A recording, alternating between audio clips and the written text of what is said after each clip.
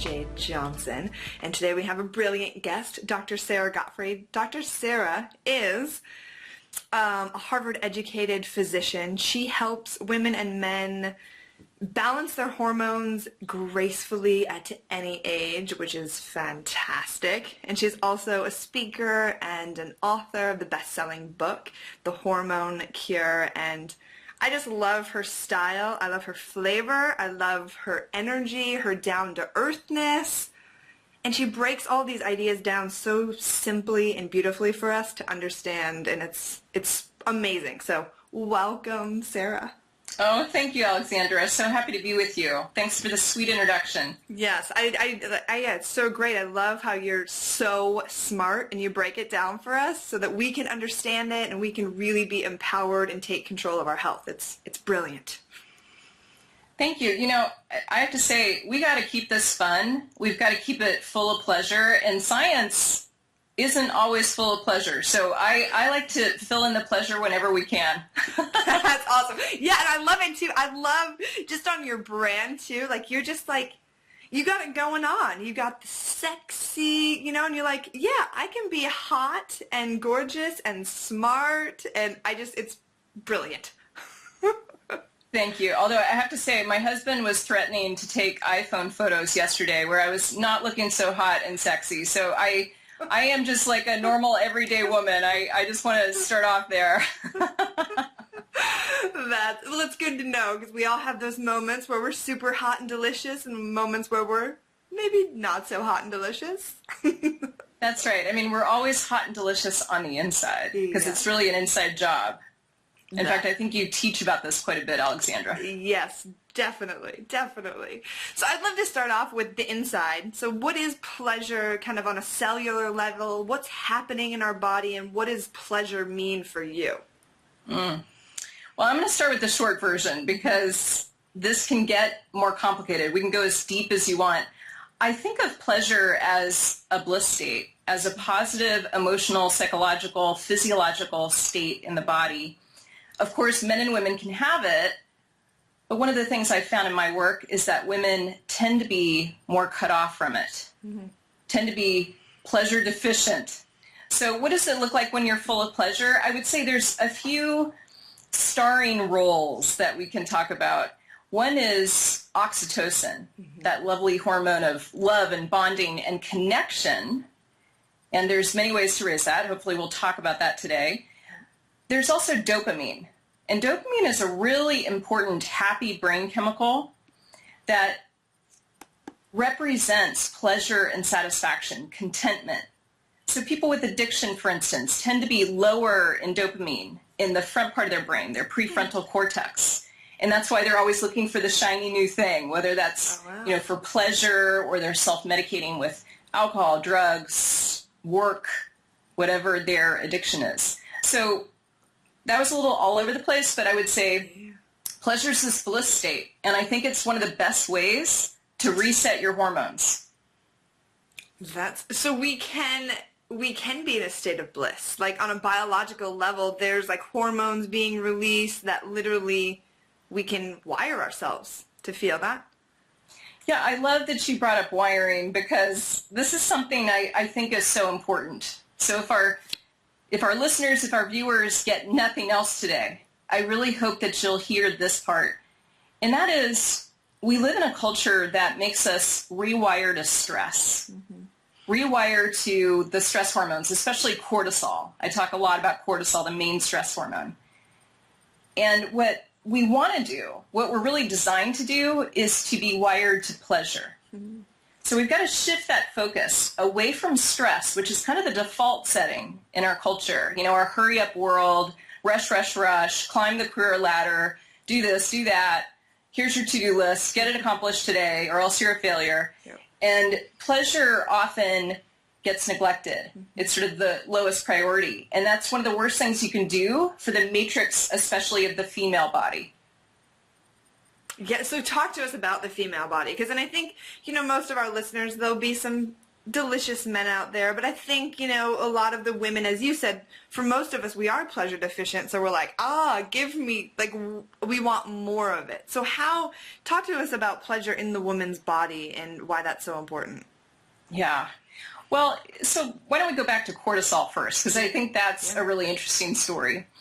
And I can tell you, Alexandra, when I was in my 30s, I had this experience where I was definitely pleasure deficient. I was working as an OBGYN. I was fat, frumpy, frazzled, and I blame my husband for a lot of the things that were happening.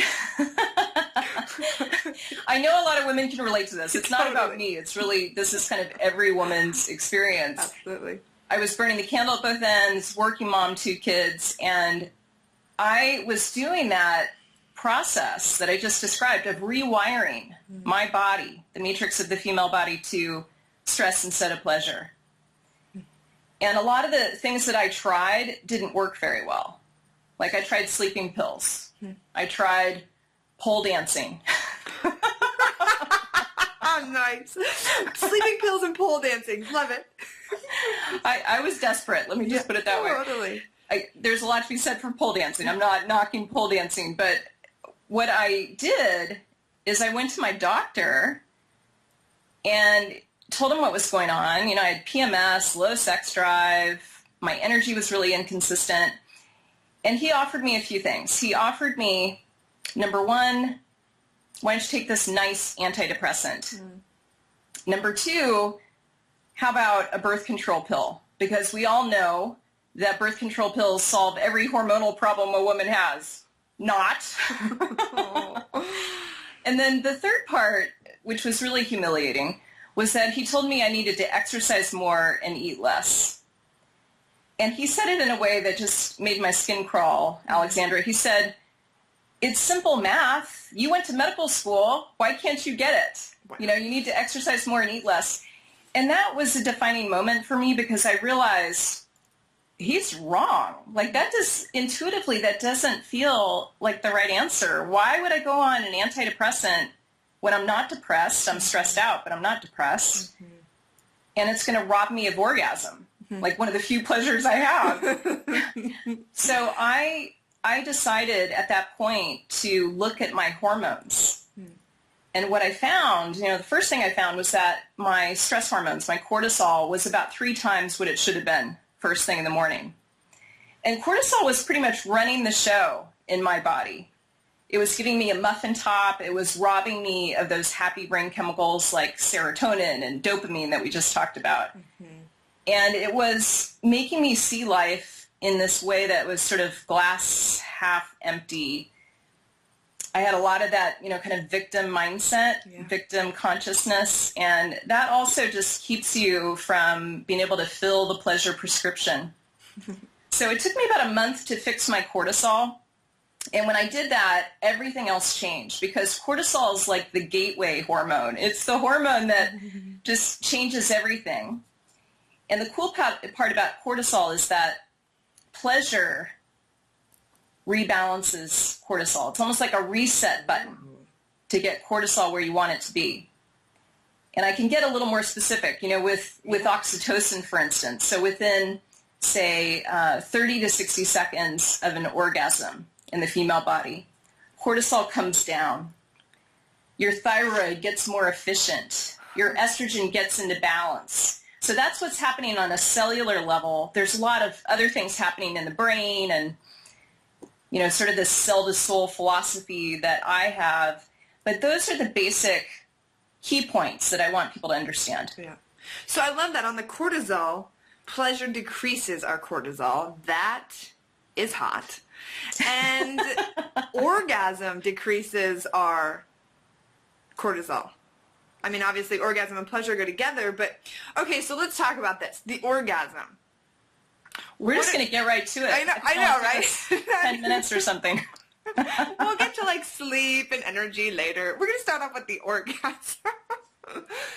So what do we do about the orgasm? Because I know a lot of your work is low sex drive, because you're like, just if you're pleasure deficient and your cortisol's high, right, and you're just stressed, you're like, that's the last thing on my mind is sex, and please just don't touch me. I just want to go to sleep or do totally. anything but do that.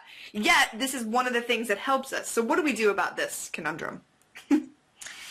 Well, it's funny. I've been taking care of men and women for 20 years. I've seen about 20,000 patients. So I listen really carefully, and I have a sense for, how people struggle with this. I used to think that we had an epidemic of low sex drive. And then 50 Shades of Grey came out, and I realized, oh, I think it's the sex on the menu. I don't think we have an epidemic here.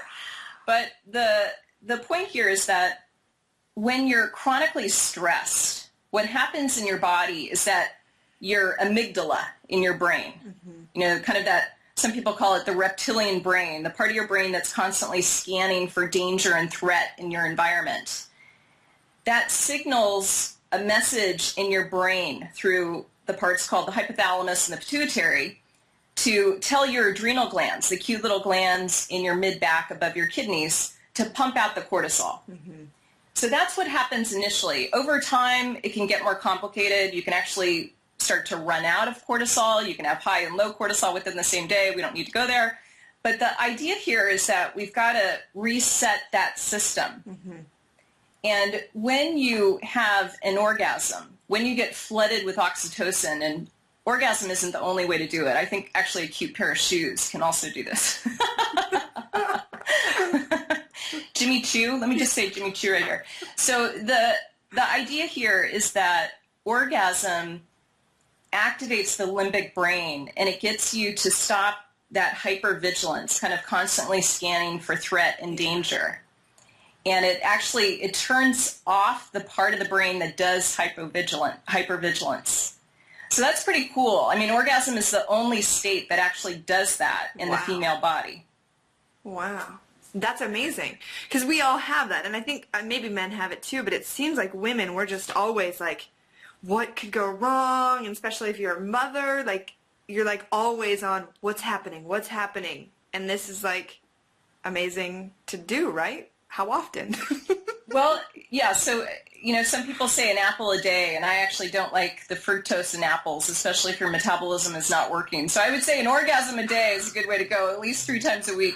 And I'm not talking about that 30-second, Hitachi wand type of orgasm. I call that a climactic sneeze. We want some real orgasm happening here. That's awesome.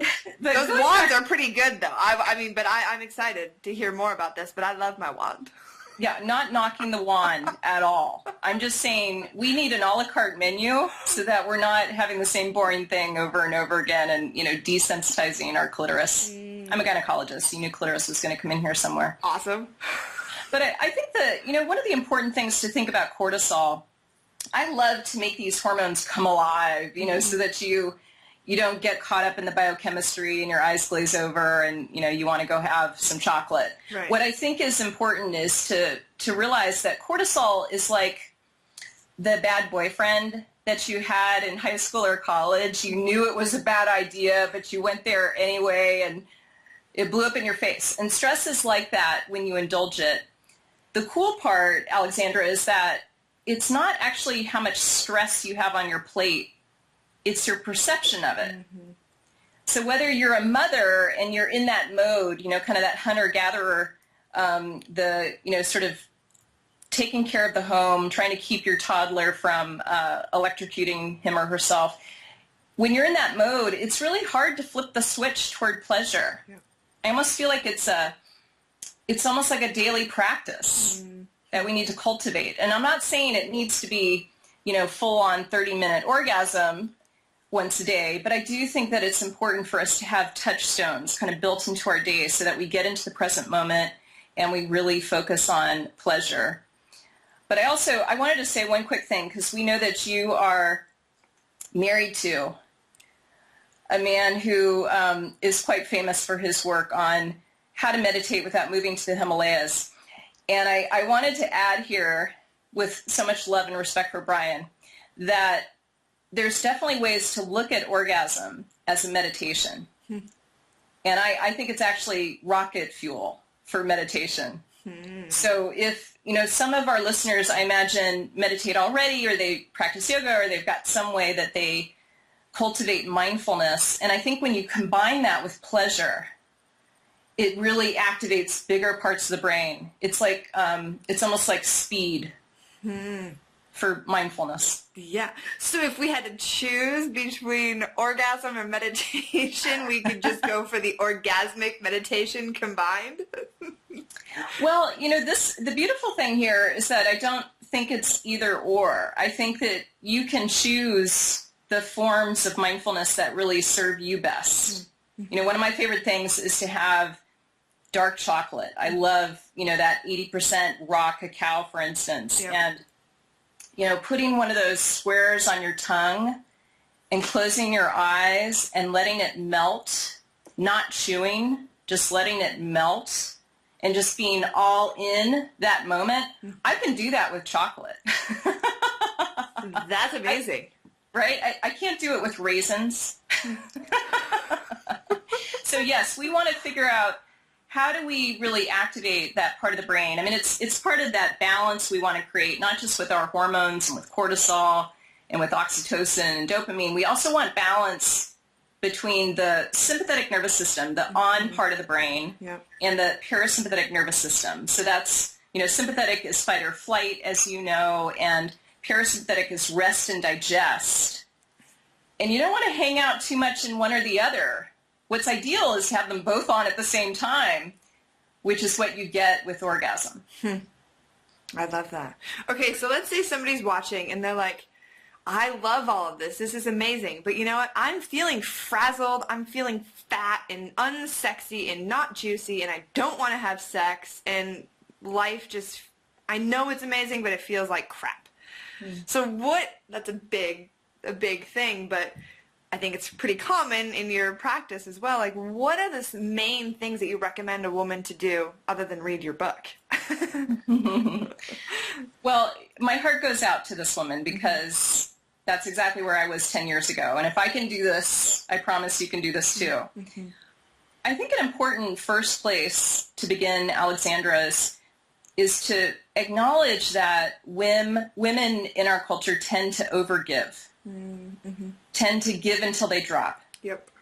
And whether that's something that you're doing, in the caretaking of a child, or maybe you have a mission, you're working at a nonprofit and you're, logging long hours serving that mission, I think that we have this biological wiring that forces us to give. And Jen Loudon talks about this beautifully. I learned quite a bit about this from her. The musters, the women who are just like, I must do this, I must do that. And then the other piece that I think is important is that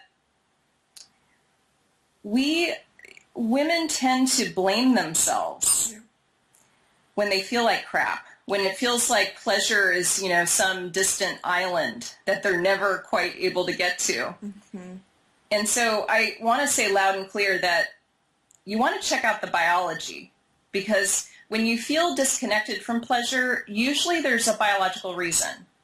So for instance, with low sex drive, which 80% of my clients have, what I see with them is that they tend to be stressed.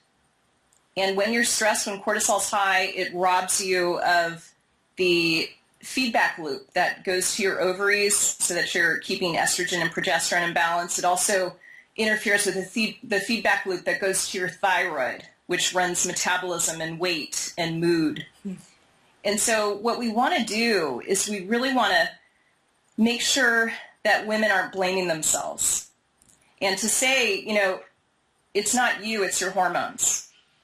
So I think there's this grace, this beautiful, graceful moment when a woman kind of puts down that feeling of, why can't I do this? Why does it feel like I'm pushing a rock up the hill?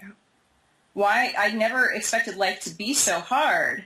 I just want to say, okay, let's hit the pause button and let's look at your biology. Let's start first, really simply, with what I call the hormonal Charlie's Angels. And that's your cortisol, your estrogen, and your thyroid. So really simple, just to start with those three. And cortisol is like the queen. Cortisol sort of runs the show. And if you don't know where to start and you're overwhelmed, then start with cortisol. Fantastic. Yeah, it's so amazing. I love that you brought up the blaming too. You know, because there's the mental component, right? The blaming, and then there's the biological, and it's. I know I've been there too. I'm like, what is wrong with me? Like, Yes. you know, I should have a great life, but I feel, you know, and it's just not fun. But it's amazing how our biology impacts our thoughts, right? Oh, so true. I mean, I would even say that mindset, which I know really well, having been there myself, that mindset, you know, there's a lot of different ways to frame it. You could frame it as a, you know, sort of scarcity mindset, or that it's just hard to kind of feel like the locus of control is internal. It feels like, you know, everything else in your external life is forcing you into this stress state, whether that's a boss that you don't get along with, or, you know, your 401k is not where you want it to be. And I think it's so important to realize that that is a symptom. Like, it's a symptom of your hormones being out of balance. And the more that we can create hormonal harmony, the easier it is to rewire. It's sort of like this, it's like the small hinge that swings a big door when it comes to pleasure. So it's not like, because I think a lot of people, and even when I talk to people, they hear about the pleasure and stuff, and it just seems so ridiculous. Like, come on. Like, pleasure, I have 500 million things to do. But as you're talking about, it doesn't, just little tweaks that we could make in our hormones would make a huge difference in our enjoyment of our everyday life, right? Absolutely. And, you know, maybe what's helpful is to get into some practical tips here, because I know not everyone's going to dive into orgasm as, you know, the first prescription. So we've got a little something for all of you, my friends. Okay. So, you know, one of the things that I think is really vital to understand is that it's easier to rebalance your hormones than to live with the misery of your hormones being out of balance. So that's cool. And it's not like some gigantic project. You can do this pretty easily. Yeah. And you know, there's this joke, I'm sure you've heard this joke. It's something like this. I'm going to paraphrase it, where you say, okay, everyone should meditate for 30 minutes every morning. And if you feel like you don't have time to meditate, then you need to do an hour. Totally. And I can tell you, you know, as a mother, I've got two daughters. One is 13, the other's 8. I've got, you know, puberty right next to perimenopause right now. So, you know, lots of fun and games in my household. And I can tell you that when you feel like you just don't have time for pleasure and it just feels like that's not going to happen, what we want to do is we want to take some baby steps. We want to break this down. So my little, you know, inner MIT bioengineer is going to come out here for a moment, if you can bear with me. And there's really simple things that you can do to start wrangling cortisol. And did I say this part already about cortisol? You know, I had this interesting experience. Can I give a quick little tangent? That's Absolutely. What women do, right? We're not doing our linear thing. I'll come back to the linear ABC. Here's what you do for cortisol. But I had this great experience because I got an email from an old boyfriend about a month ago, and he said, hey, I was at the gym, I was doing the elliptical, and I was watching this Ricky Lake show, and there was this woman who looked a lot like you, who was talking about cortisol and how we've got to manage cortisol like the 401k, and she said cortisol was like the bad boyfriend that she dated in high school or college. And I was just wondering, am I cortisol? Oh my God, that's hilarious. He was definitely not cortisol, let me just say. He was a lot of fun, lots of pleasure. But here's what you do. So I love to focus on how you can eat, move, think, and supplement as a way to change your hormones.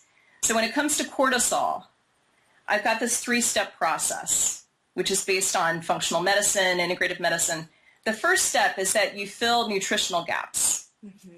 all of us generate these nutritional gaps based on genetics and how we live our life and, how aggro we are. Mm-hmm. And the second part to this, of this three-step process, is that you want to try proven botanicals. And I'll explain what these are with cortisol. And then if that doesn't solve your symptoms, generally in 4 to 6 weeks with each step, then you move on to bioidentical hormones. Mm-hmm. And, when you were asking a moment ago, Alexandra, about women who just feel like, okay, I don't have any room in my life for this pleasure thing, it reminds me of women who come to see me or work with me online who say, okay, that's fine. I know you're a yoga teacher. I know I need to hit the pause button in an active way, but can't we just jump to the big guns and can't you just give me some hormones? Hmm. And what I think is important to realize is that if you don't do that foundational work, you're going to have many more side effects. You're going to need higher doses of hormones, and it's not going to have the kind of benefit that you most want to have. So we want to do these foundational things. So here they are. Okay, so here's a little, linear part. So one of the things that's most effective when it comes to high cortisol is to take phosphatidylserine. And the cool thing about Google is that you can spell that any way you want, and it's going to show up as, it'll be there on a Google search for you. So phosphatidylserine is an extract of plant membranes, and it does this amazing thing in the body. At 400 milligrams, it reduces cortisol levels. It also increases lean body mass. Because one of the things that cortisol does is it messes with your insulin level. It's linked to insulin resistance, where your cells become numb to insulin. That's why you get that muffin top and metabolic syndrome, etc. So we want to start to, kind of unravel that rewired to stress feeling. And I think phosphatidylserine is a powerful way to do it. I can't say taking phosphatidylserine is such a physical pleasure, but what it does is within 1 hour, it can change your mood. I have so many clients who will work with me online, or they're in my detox, and they'll say, I took that stuff, and within 30 minutes, I felt like a new woman. Like I felt like all these possibilities opened up. Wow. So that's beautiful. Another thing you can do is dark chocolate. I'm a big fan of using food as medicine, food as information for your DNA, for your matrix. And this may be my most favorite study of all time on cortisol. We know that dark chocolate actually lowers your cortisol levels, especially if you eat it mindfully, like we were talking about earlier. So those are two things that work really well. If that doesn't help you solve the cortisol problem, the frat party that's going on in your body, then I generally recommend that you move to step 2, which is to try a proven botanical. And this is all from chapter 4 of my book, where you get, like 97 ways to manage your cortisol in a new way. And rhodiola is one of the most proven herbs. And it's funny, Alexandra, a lot of folks, I've been doing integrative medicine for a long time, and a lot of folks say, well, I've got these 17 adaptogens that I take every day for my adrenals, and ashwagandha, and ginseng this, and panax ginseng, and, red ginseng, and eleuthero. The only one that's really proven with the best evidence in humans is rhodiola. So I'm not saying those other things don't work, but we don't have good evidence. And when it comes to the female body, we've got a long history of uncontrolled medical experiments. And so I'm not a fan of that. I really think we need to go with the proven solutions. So those are the proven solutions. But I also want to bring in, you are a goddess.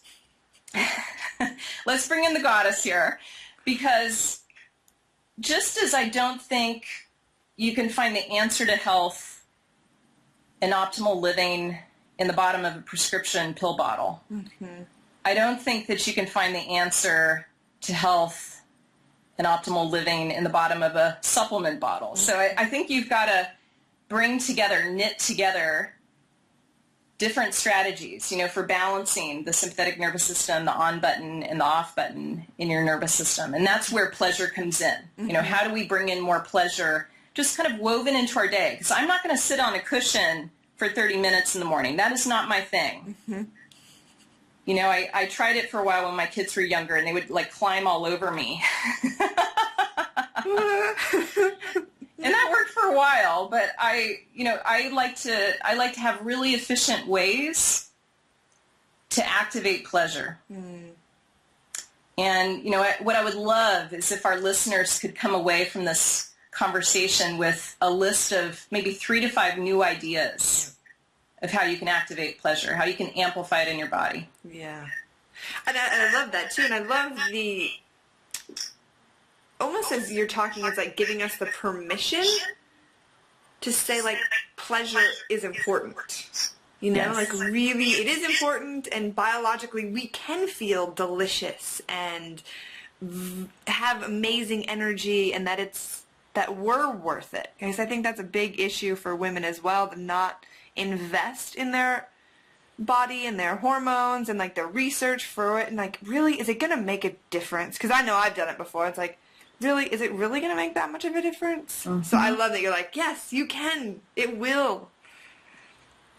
Well, yes, and this is not, my expert opinion. Mm-hmm. This is actually based on thousands of studies, ranging from imaging the brain at orgasm to looking at what happens when you're a regular meditator, how that changes the wiring in your brain, how it changes the white matter and the gray matter. So I think it's valuable not just to validate that this is an important pursuit, and to say, okay, this is my digital prescription for you, but to say that I had many years, even though I grew up with a great-grandmother who was a bit of a radical and, believed that you had to have whole food, and she loved yoga as a way of, kind of accessing self-realization.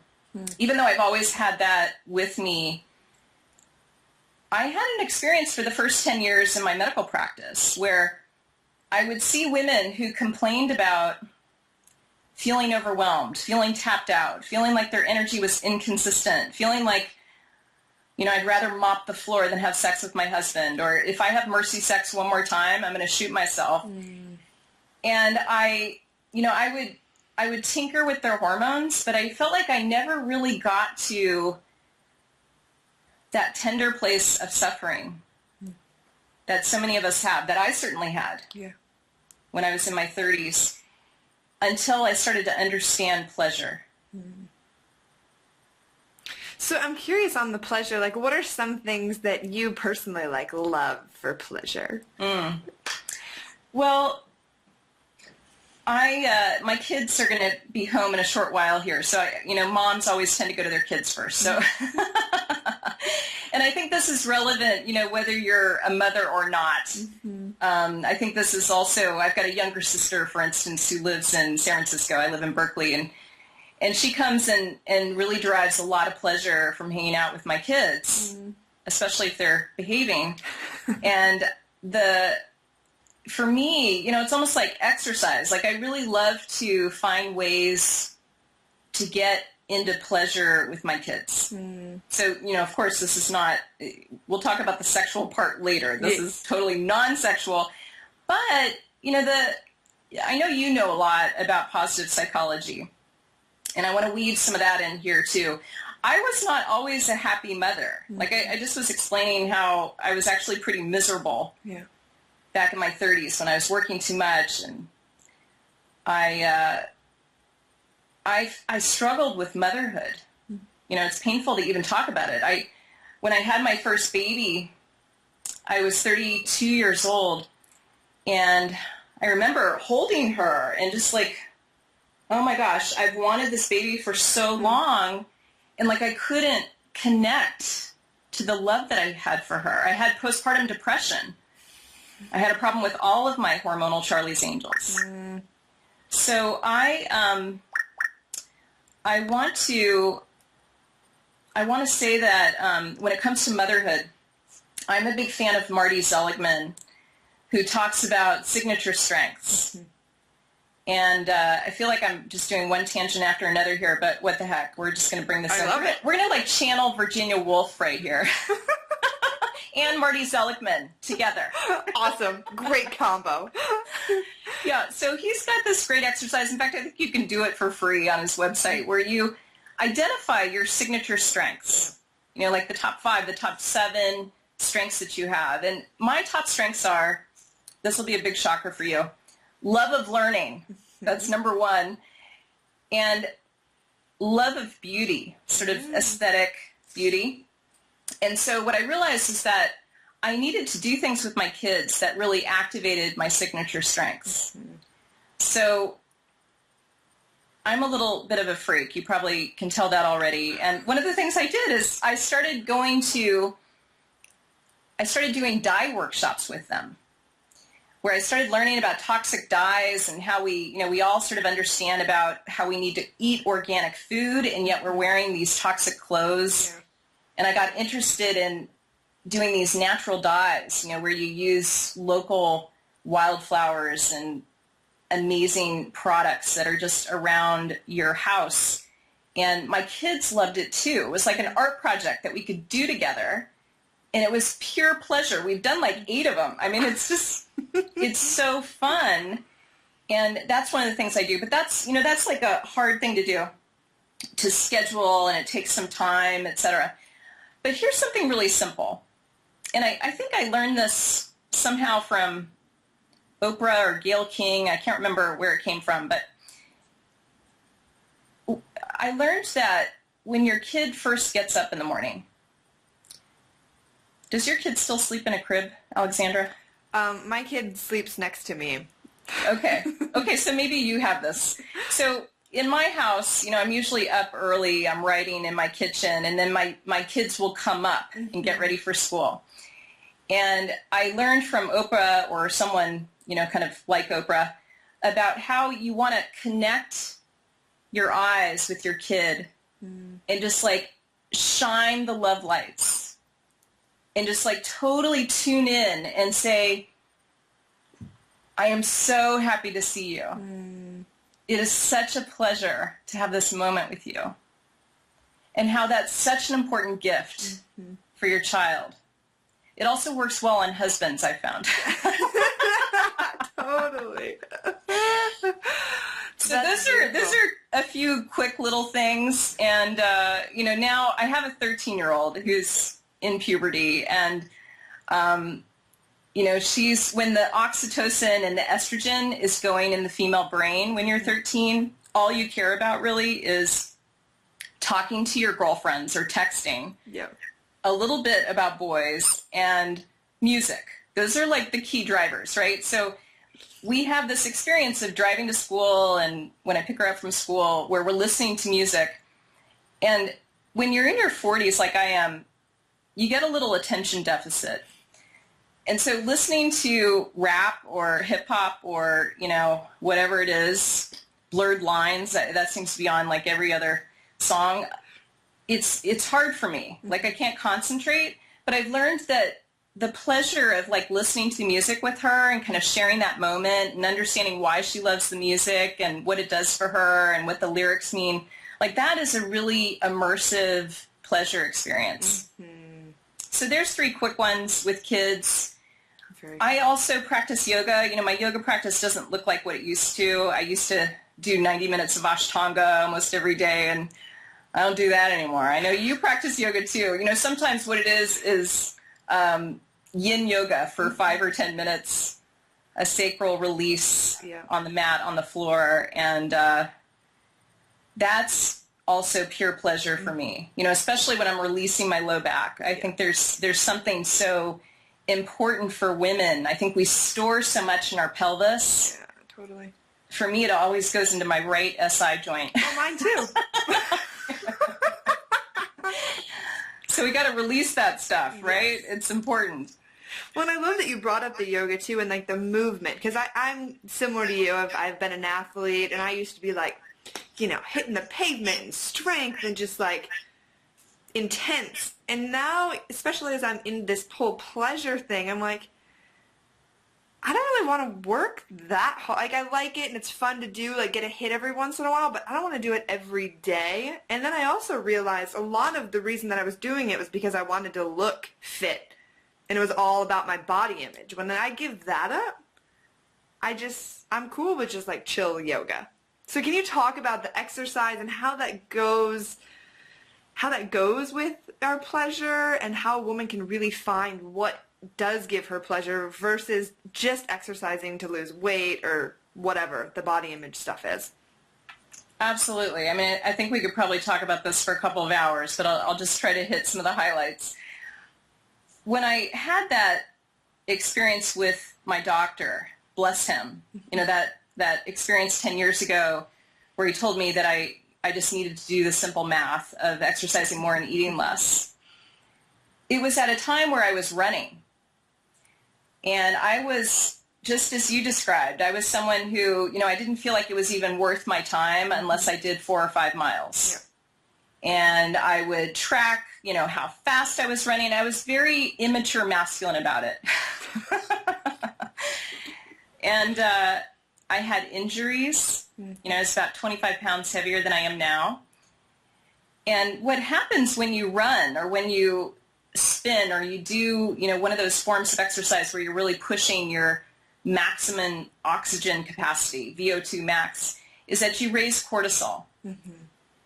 And what I learned was my problem when I was in my mid-30s was that my cortisol was too high already.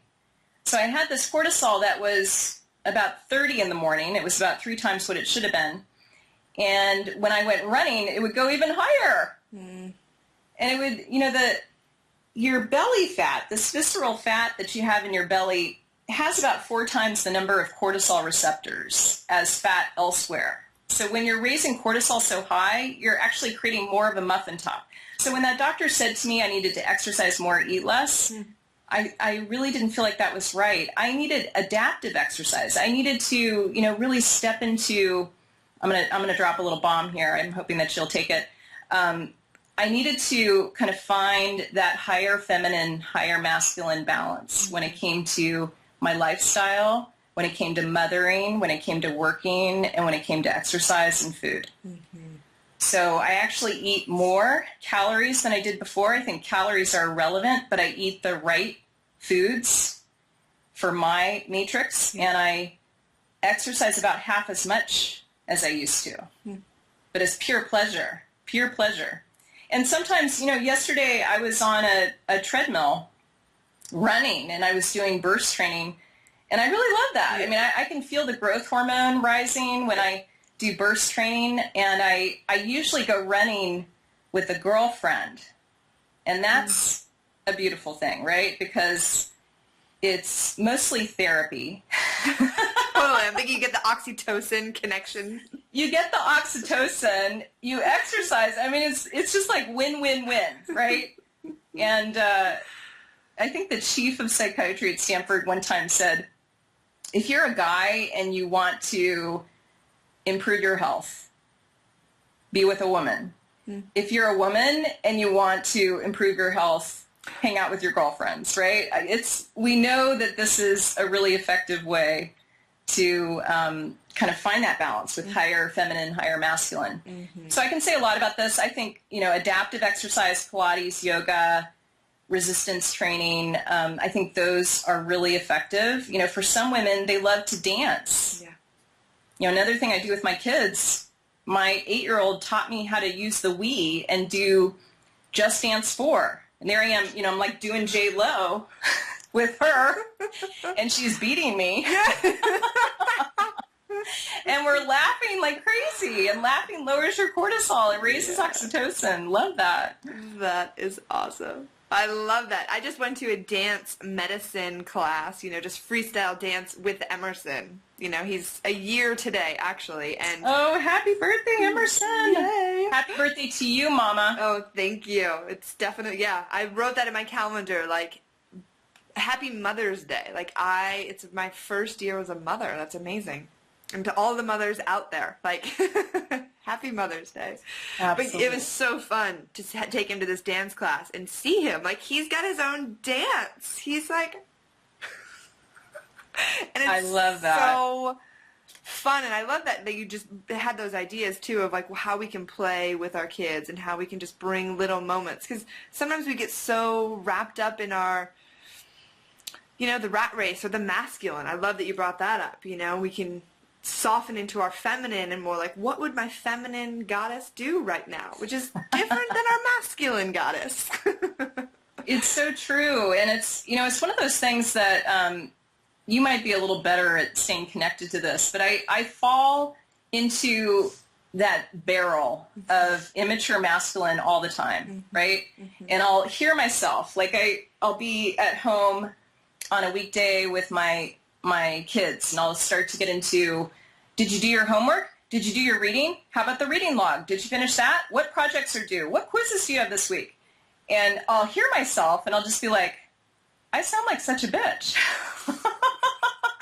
You know, what would divine feminine do? Yeah. How could I, you know, step into a different way of talking about this that is loving and full of pleasure and feels like a warm embrace?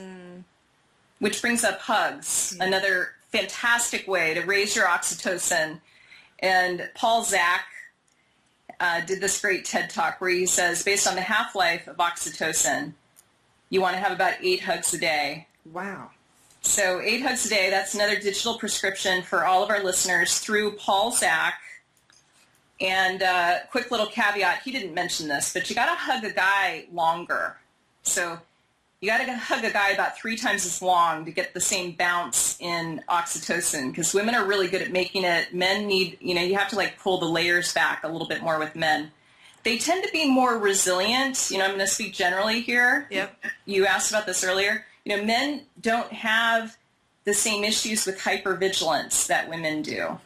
They don't have the same vulnerability that women do. Yeah. So that becomes this incredible sacred opportunity for women to, you know, just really look at, okay, am I rewired in some way to stress? Like I was in that mom moment doing the, you know, like homework whip. Or, you know, is there something I could do in 1 minute to rewire to pleasure? And it's fascinating because it is like a training, right? Like we're in, especially for women, like I, you know, as you know, my husband's like super masculine, and, you know, sometimes I can look at him and sometimes I want to be like him, you know, like he's pretty awesome. But then I have to remind myself to come back to what is my like divine feminine expression, and it's very different than his. And I feel like I've been in training for like the last 15 years of coming back home to me. And I know a lot of women have that, right? Of just the masculine is rewarded often, and the feminine sometimes isn't as rewarded. Like people aren't going to call you and say, oh, you had an awesome dance party with your kid. You're awesome. Right? It's so true. And I love how you just frame this as, you know, kind of the 15-year path, the 15-year practice. And really, all of us are on that same path, whether, you know, whether you're like Deva Premal. I don't even know how to say her name, but I love her music. Yeah. You know, whoever you are, whether you are a beginner or you've been doing this for a long time, I think we all have to connect back to that beginner's mind when it comes to pleasure. And to realize that it's so important to figure out what's authentic for you. So, you know, I adore your husband. I think he's doing such important work in the world. Both of you are totally rocking your mission. Clearly, your hormones are in balance. But his path is not your path, right? So the more that we're really genuinely on our own path and we figure out, okay, Dr. Sara just went through these 10 different tips for how I can rewire to pleasure, and 7 of them just sound like ridiculous to me. But these 3, I think I'm going to check those out. Like the we, okay, I can do the J-Lo. So you got to figure out what's true for you, rather than, you know, I'm gonna grow a startup because that's so rewarded in our culture. So I think it's so important to figure out, okay, what is true for you, given your circumstances, your set of DNA, your mindset, your mother wound, your father wound, you know, the whole gestalt. Yeah. And then a rocket. And then rocket, baby. I love that. And I think that, that's come up so many in all of these interviews, is that finding your authentic expression, like who are you and what are your gifts to really give to the world and then give them. And I love the signature strengths that you brought up, that as well. I love that test for sure. I mean, my top ones are playfulness, creativity, and curiosity. Like, ooh, I'm writing that down. it's not surprising. Anybody that knows me, or if you've watched these series or seen the video, you know that playfulness is probably one of my strengths. No wonder you have such a happy marriage. So those are so good, I think, for managing your hormones, for, not taking life too seriously. And, it sort of reminds me, I remember this guy I had a crush on when I was in college, also not cortisol, who said to me one time, he said, you got to lighten up. You're just so serious. You got to lighten up. And I wanted to smack him. Yeah. But the guy had a point. Like, it's true.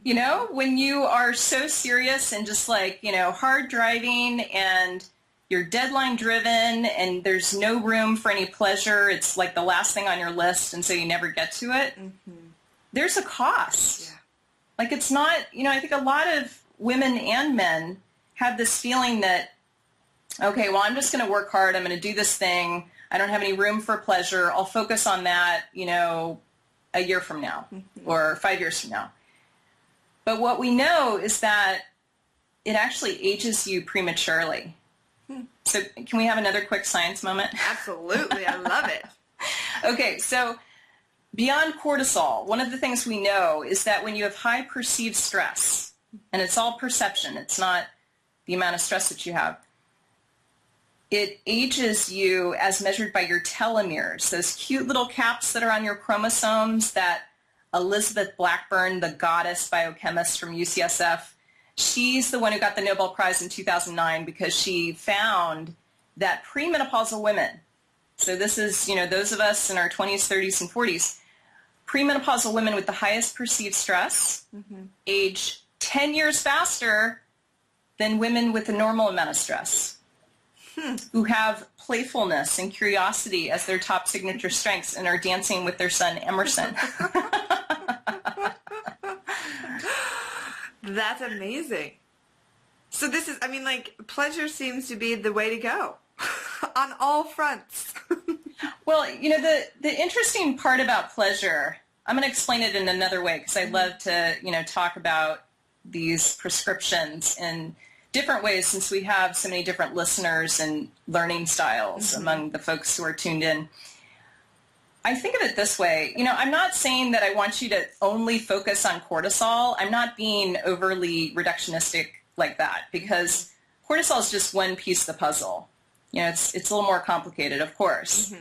But when we look at the body, when we look at root cause for why we have disease, we know that about 95% of disease is either caused by or worsened by stress. And when you look at chronic stress, I don't think it's helpful to reduce stress. I think the key is that we want to dance with it in a different way. And that includes what I would call kind of the upstream ways of working with that. So in the brain, in the control systems, the feedback loops that we have in our physiology, and also the downstream stuff like our cortisol level, testosterone, estrogen, progesterone, thyroid. So we want to integrate all these different parts. And the beautiful thing about pleasure is that it's like this horizontal. It's like this thread that picks up the downstream mediators, like cortisol and inflammatory markers like interleukin-6. And it also works with the upstream part of the equation, the amygdala, the limbic system, the prefrontal cortex. So it's really cool that you can take something like pleasure and you don't need to know the biochemistry. You don't need to worry about your telomeres. Just focus on the pleasure. Case closed. That's great. So I'm curious on you said the stress, perceived stress, and this is so fascinating to me because tell us more about that, because we could how do we perceive stress in a different way? What's our framework? How do we change that? And why is that important? Yeah, well, the interesting thing with stress, I'm not saying that I want you to rid yourself of all stress, because we know that we need some stress, right? There's this famous curve that I can sort of see in my head. It's like two guys' names, right? Something, something curve, where if you plot your stress level as a function of productivity, we know that you need some stress to make yourself productive.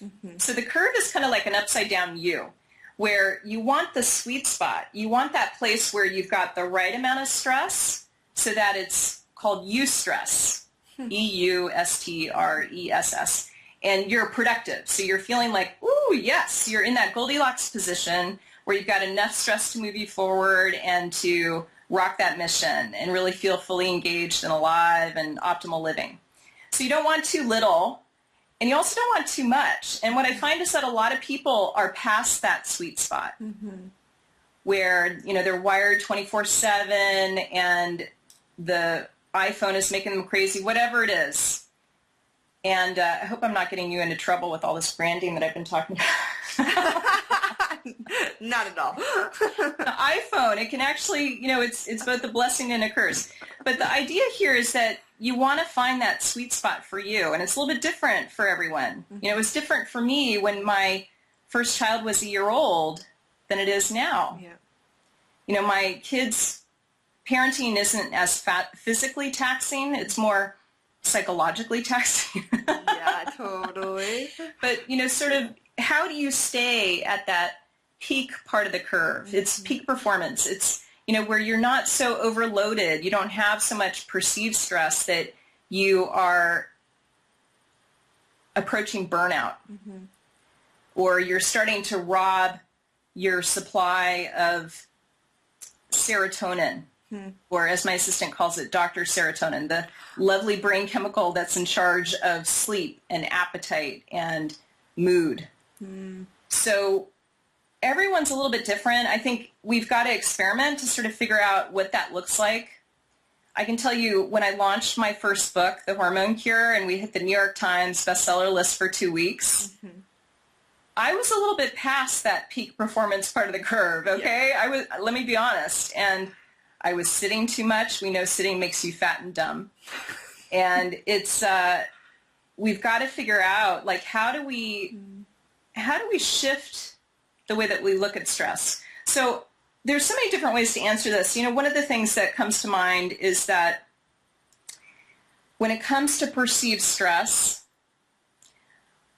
I think for a lot of folks, the goal is to develop that internal locus of control, where you realize that you're not stressed because of that boss or because of, something that your partner said to you. You are stressed because you're allowing yourself to have high perceived stress. Now, it takes a while to get to that point. Yeah. Sometimes you got to get your hormones to be leving you up and supporting you before you can really take on that work. But I'm a fan of doing the physical, the biological reset along with the psychological, emotional reset when it comes to perceived stress. Yeah, that's because you can't really do either. I mean, you could do either or, but I love the synergy of both of them, and that's where I know I've experienced miracles. If I only work on my mind, yet my nutrition's not there or whatever, it's not there. But when I do both of them, it's transformative. Well, they're interdependent, which is so cool. I think we're heading to this really fabulous place when it comes to the way we look at health and optimal living, where we realize that you can't isolate these different parts, right? I don't know if you noticed this, Alexandra, but our healthcare system is completely broken. Yes. And the idea that you go to the gastroenterologist when your gut's not working, and then you go to the heart doctor when your heart's not working, that system is failing. Yeah. And we need to find a way to integrate all these different parts where we're up-leveling our neurohormonal dashboard that part that you were just describing of, kind of figuring out the drivers, figuring out, okay, here's my emotional work that I want to do today or this week or this month. And you're also integrating all these different parts of yourself. Like, I've happened to see your refrigerator. Can we just talk about your refrigerator for a moment? Sure. Okay, we're going to have an Alexandra refrigerator moment. So, folks, I have seen this refrigerator. Alexandra does this amazing thing where she's got like these lovely, are they bamboo bags where you have like all of your greens? They're microfiber bags. Love it. So you're so smart. What you told me is that you have someone who shops twice a week because I know you'd rather use that time to be a goddess. Not to say that we can't be a goddess at the grocery store. Yes. I personally find it very hard to be a goddess at the grocery store. But you have all this food that's readily available. The same assistant who buys it for you also prepares it and chops it and gets it ready. Yeah. So when I came to your house and your husband made those amazing kale greens that were cooked in coconut oil with some fantastic pastured eggs, and, like my husband started to have a bromance with your husband, that was a beautiful moment. And that's how you really, when you bring that nutrition together with loving up the bacteria in your gut, and you have that sort of foundation to then work on the emotional, spiritual, psychological pieces, you're right. That's where the miracles happen. Yeah, totally. Thanks for sharing the love story. Am I revealing too much? I'm like telling all these confidential stories. No, it's perfect, and it's literally like I love that you brought that up, because for me, I have to, if I'm going to really engage in pleasure, I have to be eating my kale. Like, I need to have, there's certain things in my diet. I need my green juice. Like, I need those things in order to fully surrender and open up to it. So for me, it was like, okay, we're just not going to eat out, and we're going to have somebody come in and do all of our food. It's the same cost. Like, yes, it is. So it just makes more sense. Totally. I wanted to add that. I'm so glad you added that, because I don't want it to sound like, we're totally fancy pants because we are paying someone to go do this. I can tell you, when I go out to eat, I spend so much more money than if I pay somebody to go buy some kale and chop it up. And I also want to say, I'm so glad that you have those green smoothies and you realize that kale is like the fuel for your goddess work.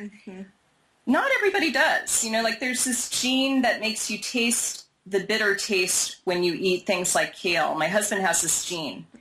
And even if you feel like, okay, that's never going to happen, I'm never going to eat kale and consider that pleasurable in any way, I want to tell you, when my husband was eating the kale that your husband prepared with the coconut oil and the eggs, he was practically licking the plate. I mean, he said to me the week before, listen, you've been feeding me kale for 11 years now.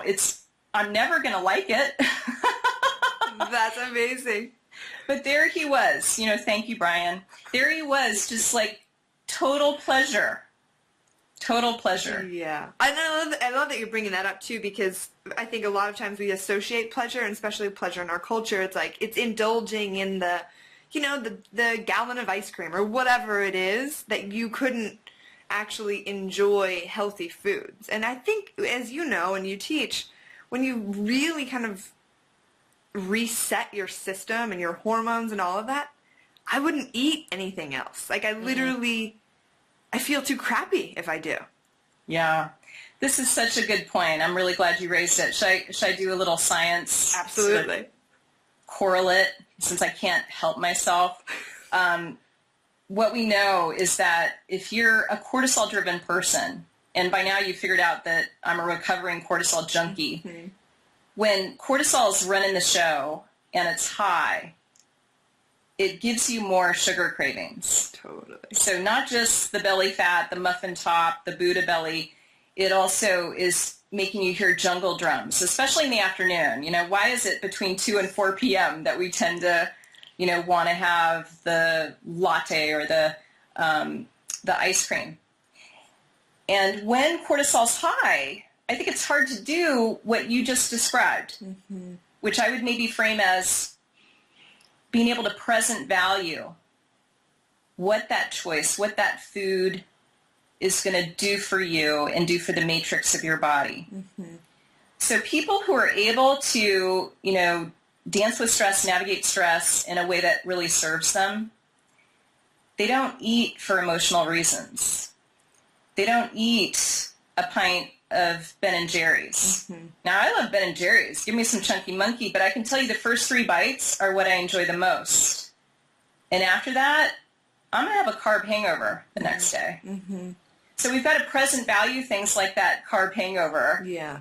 And how do we get to the root cause? How do we address the cortisol and the way that you're perceiving stress so that you're not there, with the spoon standing in front of the freezer with the Ben and Jerry's? Right. And sorry, Ben and Jerry. There I go again with another brand. That's awesome.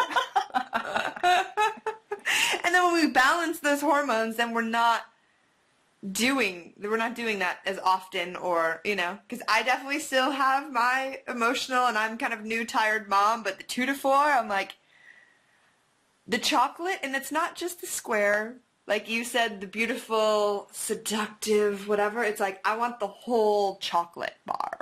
Yes. Yes.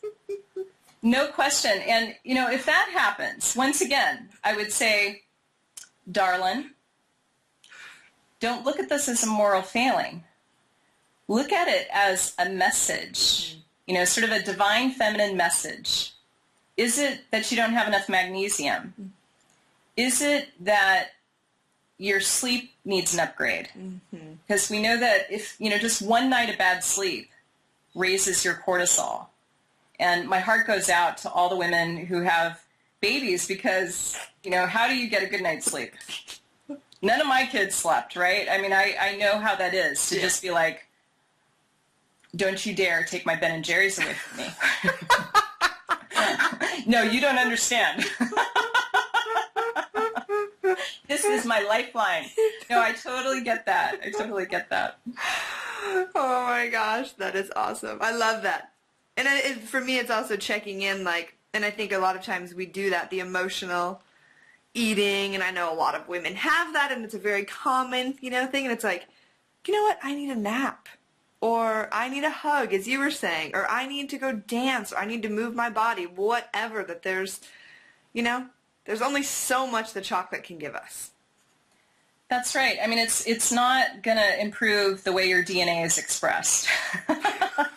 I mean, yeah, 1 square of dark chocolate, 80% cacao or higher, yep. I'm all in. I love that. But it's, I hope that our listeners have a sense of this menu, this a la carte menu that they can use to access pleasure. And I can tell you when I, especially at night, because women who overeat at night tend to screw up their leptin. Leptin's that hormone that tells you to put the spoon down. And it's a really important hormone that is a cousin to insulin. It sort of is involved with blood sugar and the thyroid, a few other things. My next book is about this. Ooh, exciting. So with leptin, one of the best ways to manage your leptin is to ideally not eat for about 3 hours after dinner and to go to bed with an empty stomach. So what else can you do when you're your inner saboteur is just like, hey, that Ben and Jerry's is there in the freezer. I think it's a really good idea for you to go finish it off. Yep. We want to, attune to that inner saboteur and kind of have our list of, okay, here's my menu. I'm going to go take a hot bath with sandalwood essential oil and some Epsom salt because I know I'm low in magnesium. Or I'm going to call a girlfriend. Or I'm going to put a tiara on my head. I'm sorry I don't have my tiara right here. And I'm going to tell my family that I'm off duty for the next 15 minutes. It's going to be me time, minimum self-care time. Brilliant. I love that. I watched a video on that too, your tiara. That, I am off duty. I love that. Sometimes your family needs a visual cue. Yeah. My family certainly does. They're like, Mom, can't you help me with this homework? I'm like, tiara. I have this on. Don't talk to me. I'm gonna time. Yeah. That's so great. Oh my gosh, I love it. Well, so much incredible information, and I just looked at the time and I'm like, oh my gosh, it's flying by and we're going to wrap up. But I, as you know, love you. I love your wisdom. I appreciate all your research to give us all this incredible goodness. Thank you, Alexandra. The pleasure is mine. This is like pure pleasure for me. So thank you. You just rocked my oxytocin. I know. I was thinking. I was like, ooh, I have oxytocin flowing now. Y'all too. I hope we did that for our listeners. That's my wish. And so tell us where we can find more about you and purchase your book and tap into your cleanses and all the things that you offer. Oh, sure. So the best way to do my book is to go to thehormonecurebook.com. And if you want a quiz, if you want to look at some of your hormones and whether you've got some issues with your hormonal Charlie's Angels, you can go to thehormonecurebook.com/quiz. And then there's the mothership, SaraGottfriedMD.com, and that's where I talk about my detoxes that I run twice a year and lots of other freebies and other things. Yeah, she's got some great videos on just fantastic with her newsletter. I'm signed up. It's great. Thank you. Well, thank you so much, and lots and lots of love, and a big hug and kiss. Mwah. Thank you. Thank you. Bye.